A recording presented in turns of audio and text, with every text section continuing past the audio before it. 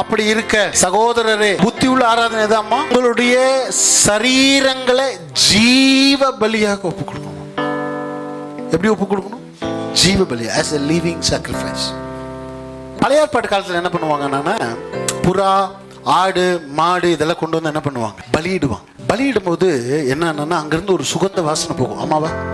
நீங்க வீட்டுக்கு போய் ஆதியாகமம் 8ஆம் அதிகாரம் வாசிச்சீங்கன்னா இங்க என்ன போட்டிருக்கு, நோவா வந்து என்ன பண்ண, பெரிய மழைக்கு அப்புறம் அந்த அழிவுக்கு அப்புறம் என்ன பண்றான்னா, அந்த பேழையிலேருந்து வெளியில வந்தவொன்னு என்ன பண்ணுவோம், பலி செலுத்துவோம்.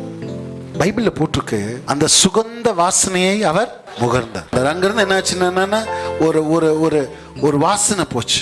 அப்போ பழைய ஏற்பாட்டு காலத்துல எப்பெல்லாம் பலி செலுத்தப்பட்டதோ அப்பெல்லாம் என்ன இருக்கு, அங்கிருந்து ஒரு வாசம் மேல போயிருக்கு. அப்போ இங்க ஆண்டவர் என்ன சொல்றார், உன் சரீரத்தை ஜீவ பலியாக அவரோட பலிபீடத்துல உன்னையே நீ, புரியுதுங்களா? அந்நாட்கள் என்ன பண்ணாங்க பழைய ஏற்பாட்டு காலத்துல, ஆடு, மாடு இல்லைங்களா, புறா. ஆண்டவர் இங்க என்ன சொல்றாரு, இங்க உன்னையே நீ என்ன பண்ணணும், ஜீவ பலியாக ஒப்பு கொடுக்கணும். பைபிள்ல போட்டிருக்க, ஆபிரகாம் எங்கெல்லாம் போனானோ அங்கெல்லாம் கர்த்தருக்கு பலிபீடத்தை கட்டி பலிகளை செலுத்தினார். ஆபிரகாம் போன இடத்துல, நல்ல கவனி, ஆபிரகாம் போன இடத்துல எல்லாம் என்ன பண்ணா, பலிபீடத்தை கட்டி பலிகளை செலுத்தினார். wherever he went அங்கெல்லாம் என்ன பண்ணா, ஃபர்ஸ்ட் ஆபிரகாம் போன இடத்துல ஃபர்ஸ்ட் என்ன பண்ணா, ஒரு பலிபீடத்தை கட்டி பலிகளை செலுத்தினார்.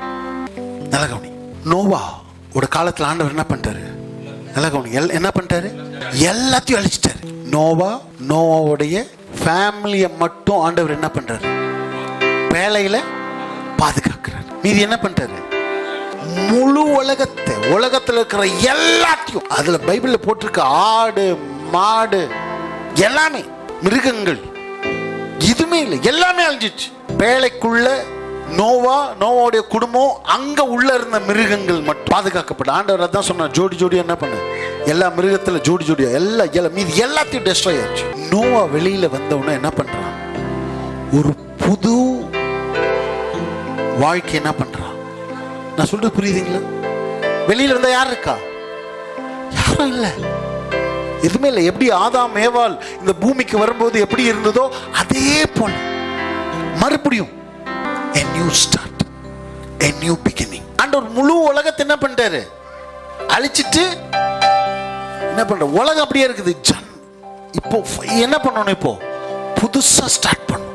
உங்களை கொண்டு போய் ஒரு ஊர், கிராமம், இது உங்களுக்குன்னு சொல்லி உங்களை விட்டா நீங்க என்ன பண்ணுவீங்க, ஃபர்ஸ்ட் என்ன பண்ணுவோம், தங்குறதுக்கு ஒரு வீடு இல்லை, ஃபர்ஸ்ட் என்ன பண்ணலாம், தங்குறதுக்கு ஒரு வீடு இல்லை, ஃபர்ஸ்ட் ஒரு வீடை பார்க்கணும். அப்புறம் சாப்பிட்றதுக்கு சாப்பாடுல, அப்புறம் என்ன வேணும், ஃபர்ஸ்ட் சாப்பாடு ஏதாவது இருக்குதா அதை பார்க்கணும். ஆமாவா இல்லையா? அடிப்படை. இப்போ ஒரு நோவாவோட ஃபேமிலி, முழு உலகமே அவங்க முன்னாடி இருக்குது. இந்த ஹோல் வேர்ல்டுக்கு ராஜா யாரு? பூமியில யாருமே இல்லை. இங்க வந்து எனக்கு இவ்வளோ சென்ட் வேணும், எனக்கு இவ்வளோ ஏக்கர் வேணும்னு சொல்லணுமா? இல்லை. ஏன்? எல்லாமே வந்துதான். The whole world is before him. முழு உலகமே அவனுக்கு முன்னாடி இருக்குது. பேலையில இருந்து வெளியே வர்றாங்க. இப்போ என்ன வேணும் உங்களுக்கு, தங்குறதுக்கு இடம் வேணும், எல்லாம் இருக்குது. ஆனா எல்லாம் இருக்குது, இவங்க என்ன பண்ண, எல்லாத்தையும் சரி பண்ணணும். சாப்பிட்றதுக்கு என்ன வேணும், சாப்பாடு வேணும். பைபிள்ல போட்டிருக்கு, நோவா வெளியில வந்தவன முதலாவது ஒரு பலிபீடத்தை கட்டி. வாழ்க்கைய துவங்கிறதுக்கு முன்னாடி நோவா செஞ்ச ஃபர்ஸ்ட் காரியம் கர்த்தரை பார்த்து ஒரு பலிபீடத்தை கட்டினா. அந்த பலிபீடத்தை பலிகளை செலுத்தினா. பைபிள்ல போட்டிருக்க சுகந்த வாசனை, பைபிள்ல போட்டிருக்கு, நோவாவோட பலிகளை கர்த்தர் முகர்ந்தார். well pleased. அதுக்கு முன்னாடி ஆண்டவர் எப்படி இருந்தார், பயங்கர கோபமா இருந்தார் உலகத்தின் மேல. ஆமாவா இல்லையா? கோபமா இருந்தாரா? எந்த அளவுக்கு கோபம், முழு உலகத்தையே டெஸ்ட்ராய் பண்ற அளவுக்கு அவ்வளவு கோபம். பைபிள்ல போட்டுக்கு முன்னாடி ஆண்டவர் சொன்னார், இனி என்னால பொறுத்திருக்க முடியாது, I am going to destroy everything. தேவனோட கோபாக்கினை, the anger of God, எல்லாத்தையும். நல்லா கவனிங்க, ஒரே ஒரு மனுஷனோட பலிகள். வெளியில வந்தவன என்ன சாப்பிடணும், என்ன உணவு உண்ணணும், என்ன எங்க இருக்கணும், எதை உடுத்தணும், எதை உண்ணணும், என்ன பண்ணணும், ஏது பண்ணணும், பிளான், லைஃப் கொடுத்ததான பிளான், திட்டம் எதுவுமே இல்லை. ஃபர்ஸ்ட் வெளியில வந்தவன் அவன் அந்த உள்ள ஒரு வருஷம் அந்த வளர்த்த அந்த எல்லாத்துலயும் இருக்கிற பெஸ்ட் என்ன சுத்தமான பறவைகளை எடுத்து நான் வாழ்க்கையை ஆரம்பிக்கிறதுக்கு முன்னாடி, என் லைஃபை ஸ்டார்ட் பண்றதுக்கு முன்னாடி, நான் first I'm going to give a sacrifice to God. பைபிள்ல போட்டிருக்கு அந்த சுகந்த வாசனை. நீ முகர்ந்த உடனே அவருடைய கோபம் தனியுது. நோவா செஞ்ச இதே ஒரு விஷயத்தை இன்னொருத்தர் பண்ணார். யார் சொல்லுங்க பார்க்கலாம்? ஆபிரகாம் ஃபுல்லா பண்ணாரு. யாரு? Jesus Christ. இயேசு கிறிஸ்து சிலுவையில் ஒரு பலி செலுத்தினாரு. தி பெர்ஃபெக்ட் sacrifice ன்னு சொல்லி எபிரேயர்ல போட்டிருக்கு. பரிபூர்ணமான ஒரு பலி, பெர்ஃபெக்ட் sacrifice. அப்படி ஒரு பலி இதுக்கு முன்னாடி யாரும் செலுத்ததில்லை, அதுக்கப்புறமும் யாரும் செலுத்த முடியாது, யாராலையும் செலுத்த முடியாத ஒரு பெர்ஃபெக்ட் பலி sacrifice. இயேசு கிறிஸ்துடைய சிலுவை என்ன பண்ணிச்சு? ஜனங்க கிட்ட இருந்த அந்த பாவத்தினால பிதாவுக்கு இருந்த அந்த கோபத்தை எங்க தணிஞ்சிச்சு? எப்படி? ஆண்டவர் இன்னைக்கு வரைக்கும் பாவிகளை நேசிக்கிறார், பாவத்தை வெறுக்கிறார். இன்னைக்கு வரைக்கும் ஒரு மாறாதவர். இன்னைக்கும் God hates sin. He loves the sinners. பாவிகளை தான் நேசிக்கிறார், பாவத்தை இல்ல. நீங்க நினைக்க கூடாது அவர் பாவத்தை அவர் பாவத்தை நேசிக்கிறது இல்ல, பாவிகளை நேசிக்கிறார். அந்த பாவம் செஞ்ச பாவிகளை நேசிக்கிறார் தவிர பாவத்தை இல்ல. பாவத்தை அவர் என்ன பண்றாரு? அறவே வெறுக்கிறார். God hates sin. பிதாவுடைய கோபம் எது மேல இருக்கு? ஜனங்க செய்த பாவங்கள், ஜனங்களோட அக்கிரம், ஜனங்களோட மீறுதல், ஜனங்களோட அக்கிரமத்தினால பிதா எப்படி இருந்தாரு? பயங்கர கோபமா இருந்தாரு. அந்த கோபத்தை தணிக்க இயேசு கிறிஸ்துன்ற ஒருத்தர் மனித ரூபம் எடுத்து பூமிக்கு வந்து சிலுவையில போய் ரத்தத்தை சிந்தி, எப்பெல்லாம் ரத்தம் சிந்தப்படுதோ அப்பெல்லாம் ஒரு வாசனை இருக்குது. ரத்தத்துக்கு என்ன இருக்குது? ஒரு வாசனை இருக்கு. இயேசு கிறிஸ்துவோடைய பெர்ஃபெக்ட் sacrifice, அந்த அந்த அந்த அந்த பலினால ஒரு சுகந்த வாசனை பிதா கிட்ட போய் அந்த பிதா அதை என்ன பண்றாரு? அப்படியே சொல்லுங்க, என்ன பண்றாரு? அதை முகர்ந்து. கோபம் என்னாச்சு? கோபம் தணிஞ்சிருச்சு. இப்போ எப்பெல்லாம் நீ தேவ பிரசன்னத்துக்குள்ள போறியோ, தேவ பிரசன்னத்துக்குள்ள போகும்போது அங்க உன் ஸ்மெல் வர்றது, உன் மேல இருக்கிற அந்த இயேசு கிறிஸ்துவோட ஸ்மெல். நீ நினைக்கிறியா உன்னை அவர் அக்செப்ட் பண்ணிட்டாருன்னு? இல்ல. அவர் உன்னை ஏற்றுக்கொண்டாரா? இல்ல. உனக்குள்ள ஒருத்தர் இருக்கிறார். நீ ஜெபிக்கும் போது, நீ ஆராதிக்கும் போது, அவரோட கிருபாசன தண்டைக்கு நீ போகும்போது, அவர் பக்கத்துல போகிறதுக்கு நம்ம தகுதி இல்லாத, ஆனாலும் நீ பக்கத்துல போகும்போது என்ன நடக்குதுன்னு டக்கு ஞாபகம் வருது. அது கரெக்டான இன்டர்பிரேஷன் தெரியல. யாக்கோபு அங்க போய் ஏசாவுடைய ஆசீர்வாதத்தை என்ன பண்றான்? இப்போ அபகரித்து அங்க நிக்கிறான். யாக்கோபு போய் நிக்கும் போது ஈசாக்கு சொன்னா, ஏய் நிக்கிறது யாரு? நிக்கிறது ஆனா யார் ஸ்மெல் வருது? நான் சொல்றது நிறைய பேருக்கு ஸ்மெல் யாருது வருது? எனக்கு யாக்கோபோட ஸ்மெல் எனக்கு வருது. அப்போ ஸ்மெல்ல வச்சு என்ன பண்ணா? ஆனா கண் இல்ல, பக்கத்துல கண் இல்ல. ஈசாக்கு என்ன இல்ல? கண் குருடு.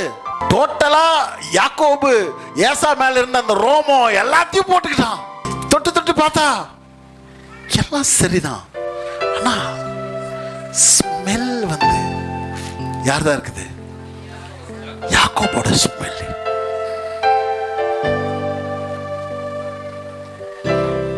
ஸ்மெல்ல மட்டும் நீ ஏமாத்தவே முடியாது. ஸ்மெல்ல மட்டும் என்ன பண்ண முடியாது? சீட் பண்ணவே முடியாது.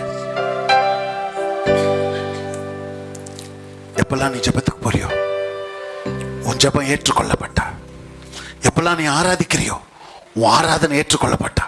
எப்பெல்லாம் நீ பலிகளை செலுத்துறியோ, உன் பலிகள் ஏற்றுக்கொள்ளப்பட்டா. நீ நினைச்சிடாது நீ தான் காரணம்னு. உன் மேல இன்னொரு ஸ்மெல் இருக்கு. உன் மேல என்ன இருக்கு? இன்னொரு ஸ்மெல் இருக்கு. ஜெபத்தில் யார்கிட்ட போறோம்?